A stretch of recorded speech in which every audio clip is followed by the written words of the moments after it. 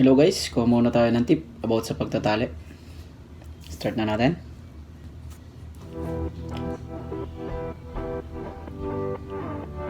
Yan. Goods na goods ito dahil sa may mga sasakyan.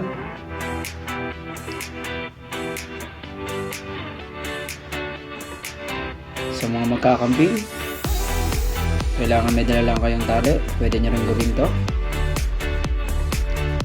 At doon naman sa mga pinabibili ng alak at walang case sa tindahan, pwede rin po kayo magbaon ng tali at pwede nyo rin gawin to.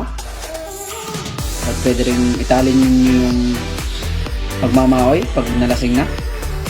Kailangan lang may baon lagi kayong tali. Sa kahoy. At ito, kung sakaling tutulong kayo sa kasalan, pwede nyo rin gawin to sa mga tolda. Ito naman sa mga poste. Kung mga ngahoy kayo, pwede rin magdala kayong tali. At kung may alaga naman kayong hayo, pwede rin naman po yung ganitong mga klaseng pagtatali. Siguradong hindi na mawawala ang inyong alaga dyan sa dami ng ball na yan. Sa sako, yun o.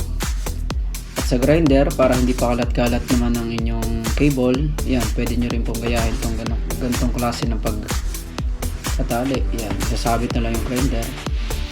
At sa sasakyan, in case of masiraan, mga kasama nyo, pwede nyo rin pong gawin to. At ito naman po sa safety.